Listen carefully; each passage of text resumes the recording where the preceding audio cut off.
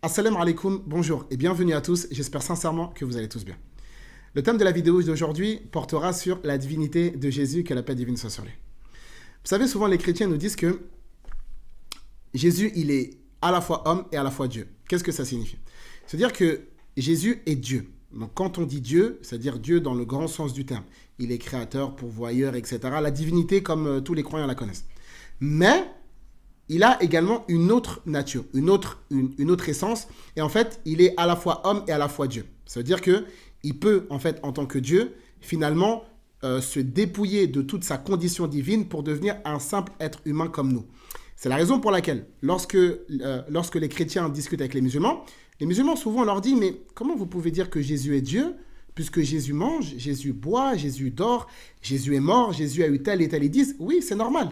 Parce que Jésus, en tant qu'homme, il a les mêmes besoins et les mêmes nécessités que nous. Donc oui, il peut avoir faim, il peut avoir soif, il dort, il meurt, il peut avoir peur, etc. Il vit exactement comme nous. Donc pour les chrétiens, Jésus est pleinement homme et pleinement Dieu. Et là, en fait, ce qu'on va devoir faire maintenant, c'est on va devoir regarder, est-ce que cet enseignement vient directement de Jésus ou pas? Parce que Jésus, dans le texte biblique, il n'a jamais affirmé avoir été Dieu. Il n'a jamais affirmé avoir deux essences, dans le sens qu'il est à la fois homme et à la fois Dieu. Cette thèse-là n'est pas messianique. Cette thèse-là n'a pas été enseignée par Jésus, que la paix divine soit sur lui. C'est comme la Trinité. Jésus n'a jamais enseigné la Trinité. Jésus n'a jamais enseigné sa divinité. Jésus n'a jamais enseigné qu'il était à la fois homme, à la fois Dieu, 100% homme, 100% Dieu. Ça n'existe nulle part dans la Bible.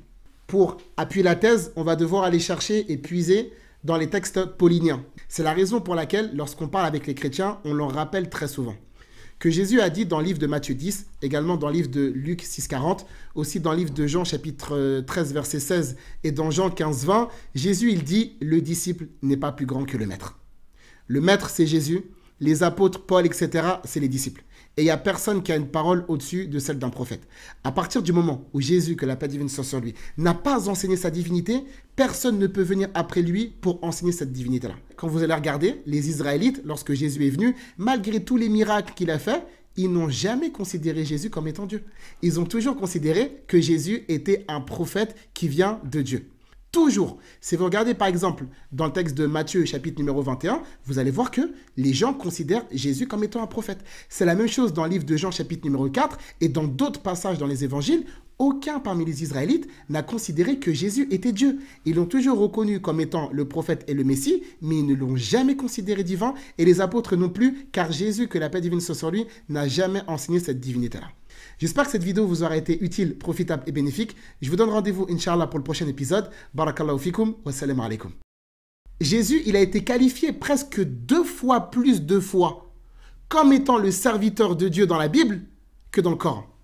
La première fois dans le livre de Matthieu, chapitre 12, verset numéro 18. Également dans le livre de Actes des Apôtres, chapitre 3, verset numéro 13. Dans Actes des Apôtres, chapitre 3, verset 26. Dans Actes des Apôtres, chapitre 4, verset 27. Et également dans Actes des Apôtres, chapitre 4, verset 30. Ça fait 5 fois. Et dans le Coran, il a été présenté comme étant le serviteur de Dieu dans la sourate 19, verset numéro 30. Également dans la sourate 43, verset numéro 59, et également dans un autre texte dans le Coran, et la référence vient de m'échapper. Il y a 5 fois dans la Bible, 3 fois dans le Coran, c'est presque 2 fois plus. Et pourtant, les musulmans considèrent que Jésus est un prophète messager, et les chrétiens divinisent Jésus, que la paix divine soit sur lui.